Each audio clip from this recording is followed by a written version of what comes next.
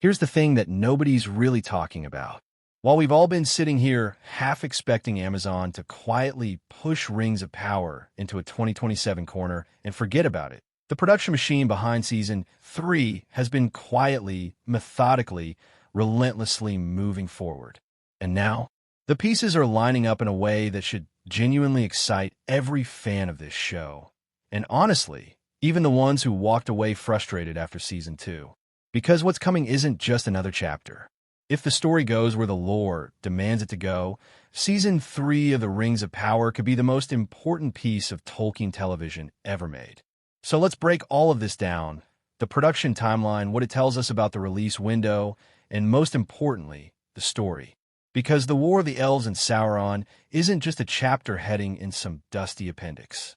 It is the hinge point of the entire Second Age. It's the moment that forged the One Ring. And it's finally coming to our screens. Let's start with where things actually stand, because the production news has been genuinely encouraging. Filming on Season 3 kicked off in May 2025 at Shepperton Studios in Surrey, the state-of-the-art facility that Amazon signed an exclusive long-term deal for back in 2022. The show had bounced around between New Zealand, Bray Film Studios, and now Shepperton, and this feels like it's finally found its permanent home. Pre-production was already well underway there by February 2025, with the writer's room having been active since October 2024. These people were not wasting time. What's really interesting about the Shepperton move is what it signals about Amazon's long-term commitment to this franchise. This isn't a show being quietly wound down. It's being built into an institution. You don't sign exclusive deals on landmark studio space for a show you're not fully behind. And the creative team seems galvanized. Showrunners J.D. Payne and Patrick McKay have structured this whole saga around what they call major tentpole moments from Tolkien's Second Age history. Each season is scaffolded around something enormous, something that changes everything. And Season 3's tentpole, Sauron forging the One Ring. You don't get bigger than that. Filming wrapped officially in mid-December 2025, with Amazon releasing a celebratory video on December 10th showing the cast and crew marking the end of principal photography. Robert Aramayo, who plays Elrond, had said during the run that filming would continue until the end of the year, and it did, almost to the day. Location work had taken the crew to Portlandville on the Dorset coast in early October, where they filmed a striking meeting between Elrond, Gil-galad, and Pharazôn. The show is literally going to coastlines and promontories for its drama, and that tells you everything you need to know about the visual ambition they're still bringing. Now here's where things get interesting, because the release window question has been genuinely contentious. For a while there, a lot of the smarter industry observers were placing their bets firmly on 2027. And honestly, that was a reasonable call. If you look at the Season 2 timeline, filming wrapped June 2023, show premiered August 29th, 2024. That's roughly 14 months of post-production. Apply that same math to a December 2025 wrap, and you're looking at February or March 2027 at the earliest, August 2027 at the latest. But something shifted in the conversation when Prime Video's broader 2026 schedule came into focus. The Boys Season 5, Prime Video's single biggest show, is premiering in early April 2026 and running through June. That clears a substantial window in the second half of the year.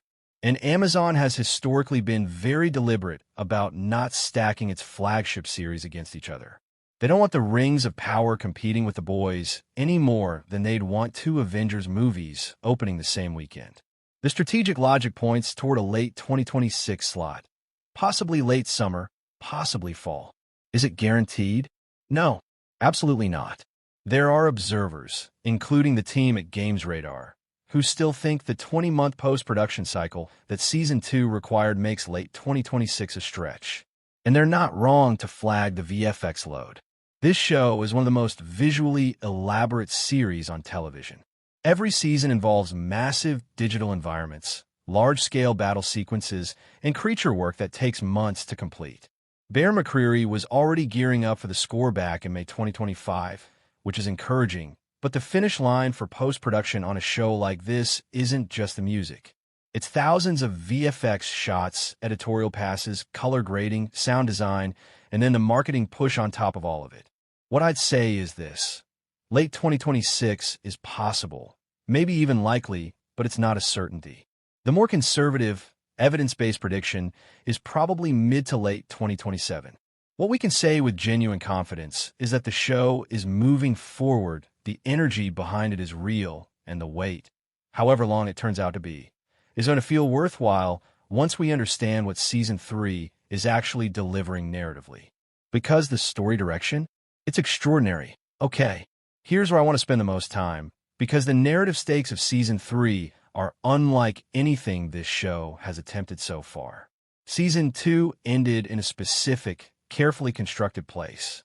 Sauron, in his Anatar disguise, had manipulated the elves into forging the Rings of Power. He'd gotten the 9 rings for men under his control. He'd consolidated the orc armies. And that final image of him standing in his Anatar form, clutching Feanor's hammer, that wasn't just a character moment. That was a declaration. He is ready to forge the One Ring. He is ready to move from manipulation and shadow into open dominion. Season 3 picks up several years after that, and it begins, according to the showrunner's own descriptions, at the height of the War of the Elves and Sauron.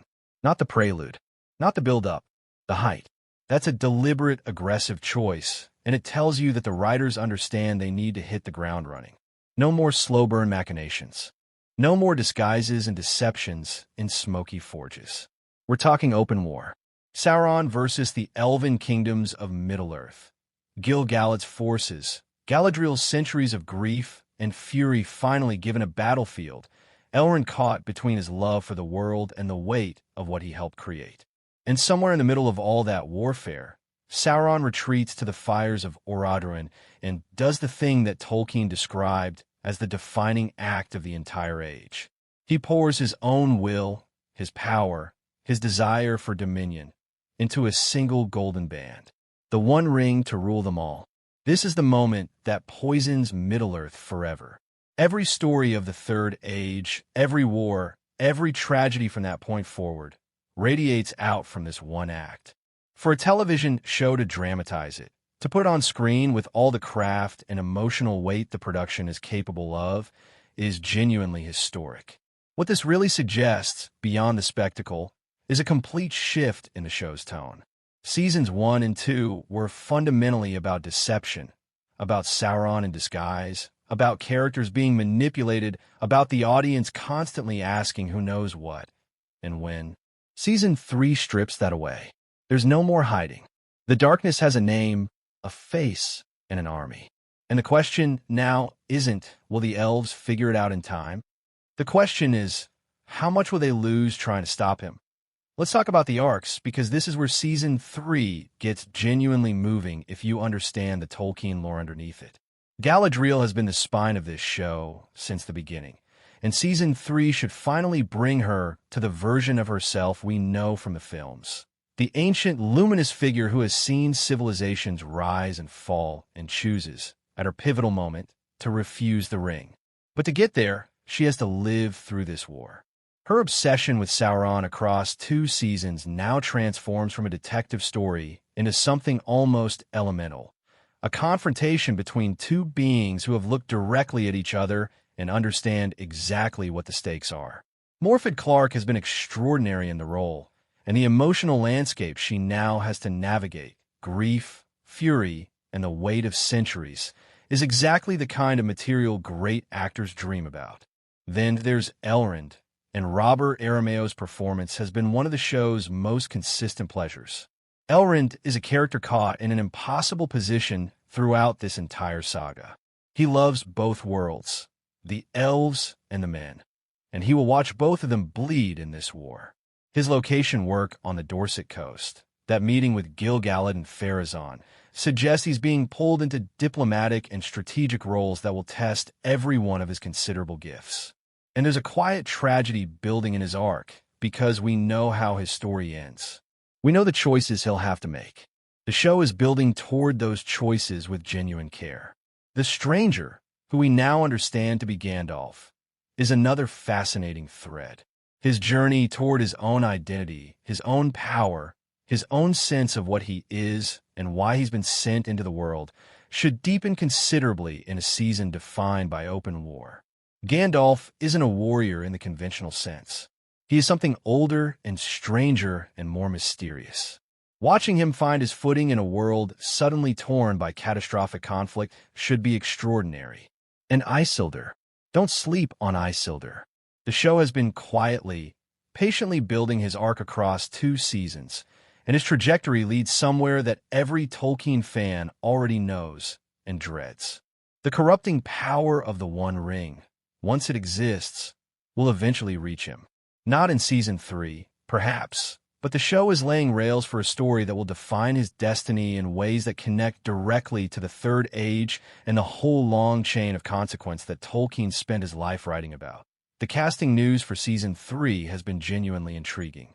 Jamie Campbell-Bower, who Stranger Things fans know as Vecna, joins as a character codenamed Arlen, described as a highborn knight who might become a love interest for Galadriel. And look, I can already hear the speculation engines running at full speed on this one. A handsome highborn knight in a story about the War of the Elves and Sauron? The range of candidates from Tolkien's lore is wide enough to be genuinely exciting. Some fans have speculated about Tolkien characters whose stories intersect with the Elven kingdoms during this period. Whether Bauer is playing someone known from the lore or a new creation for the show, his presence adds a dimension to Galadriel's emotional world that the character hasn't had in the same way before. Eddie Marsan also joins in a recurring role, reportedly requiring a Scottish accent like the show's dwarves, with a brother mentioned at the end of Season 2. The Smart Money says this is a connection to the dwarven storyline that's been building around Durin 4 and the growing darkness beneath Khazad-dûm. The dwarves have been one of the show's most beloved elements. Owain Arthur's Durin has been routinely praised as a highlight of both seasons, and expanding that world in a time of open warfare is a rich creative decision. Here's something worth stepping back to appreciate for a moment. Because the cultural moment we're in right now around Tolkien's world is genuinely remarkable. At CinemaCon just last week, Warner Brothers unveiled the cast for The Lord of the Rings. The Hunt for Gollum, directed by Andy Serkis and set for a theatrical release in December 2027. Ian McKellen is back as Gandalf. Elijah Wood returns as Frodo. Jamie Dornan steps in as a younger Strider, the man who will become Aragorn. Kate Winslet joins as a new character named Marigold. And Peter Jackson, Fran Walsh, and Philippa Boyens are producing. Beyond that, Stephen Colbert is reportedly writing a second film set in Middle-earth, under the working title Shadow of the Past. And there's talk of more projects after that. Think about what that means. We have Rings of Power on the streaming side, exploring the Second Age. We have Hunt for Gollum, and potentially multiple sequel films exploring the space between The Hobbit and The Fellowship of the Ring. Middle-earth is no longer a completed story. It's an active, expanding cinematic universe being developed simultaneously by multiple creative teams under different rights arrangements. The franchise that defined a generation of filmgoers in the early 2000s is being rebuilt, rethought, and re-examined from multiple angles at once. There's something profound about the timing of all this. Tolkien's world has always been a refuge, a place people go when the real world feels overwhelming or chaotic to find stories about courage and friendship and the small person making a difference against an overwhelming darkness. And in 2026, with Rings of Power Season 3 in post-production, Hunt for Gollum a year and a half away from theaters, and more projects on the horizon, Middle-earth is as alive as it's ever been. Now, I want to be fair here because not everything about this moment is uncomplicated. Rings of Power remains one of the most genuinely divisive shows in recent streaming history. Season 2 saw a notable decline in viewership from Season 1. The fan response has been, to put it charitably, mixed. There are viewers who fell in love with the show's visual ambition, its commitment to slow-burning political drama, and its willingness to take Tolkien's appendices seriously as dramatic material. And there are viewers who feel the show has fumbled character motivations, rushed certain reveals, and never quite found the emotional intimacy that makes the best Tolkien adaptations so deeply human. What's interesting is that critical reception has generally been warmer than fan reception. Critics have praised the craft, the performances, and the show's willingness to swing for something epic in the streaming landscape. But the audience conversation has been noisier, more complicated. And honestly, that tension is worth acknowledging rather than dismissing, because it suggests the show still has work to do in earning the full trust of the people it most needs to win over. The fans who grew up with Tolkien, who have a deep emotional relationship with these characters in this world. Season 3 has a genuine opportunity here. A war story, open, large-scale, dramatically clear, cuts through a lot of the complexity that made parts of Season 2 difficult to follow for casual viewers. When Sauron is standing on a battlefield rather than whispering in disguise, when Galadriel is fighting a war she's been building toward for 2 seasons, when the One Ring is being forged and the world is literally being reshaped, the emotional stakes become unmistakable. This could be the season that converts the skeptics. Here's the thought I keep coming back to, and it feels important. Season 3 of Rings of Power isn't just a continuation. It's a convergence. Everything that Seasons 1 and 2 carefully, sometimes painstakingly set in motion. Every character arc, every political tension, every moment of betrayal and grief and hard-won understanding. It all arrives here at the height of this war, at the forging of the One Ring. After this, Middle-earth is different. After this, the age is turning. The darkness that will eventually reach the Third Age and the world of the original films is being born in Season 3. That's an extraordinary thing to dramatize. And when you place it alongside The Hunt for Gollum arriving in theaters in December 2027, telling the story of what happens in the long years before Fellowship of the Ring, you start to see the outline of something fascinating. Middle-earth is being mapped from end to end. From the forging of the Rings of Power to the destruction of the One Ring, the entire sweep of these ages is being told across multiple platforms, multiple creative visions, and multiple generations of storytelling talent. Whether Season 3 delivers on everything it's promising, whether it bridges the divide between the fans who love the show and the ones who remain skeptical, whether it captures the full cinematic weight of the One Ring's creation. Those are questions we don't have answers to yet. The post-production is ongoing. The VFX artists are working. Bear McCreary is composing something that will, if his previous work on this show is any indication, be staggeringly beautiful. But here's what I believe. This story, told on this scale, at this moment in Tolkien's universe, when the darkness is fully revealed, when the war is real and the cost is counted in elven lives and burning kingdoms and an age of the world grinding toward its end, this is exactly the kind of television that reminds you why we tell stories at all. The One Ring is about to be forged, and Middle-earth will never be the same. Stay patient, stay engaged, and stay with it, because Season 3 of the Rings of Power might be exactly the chapter that changes everything.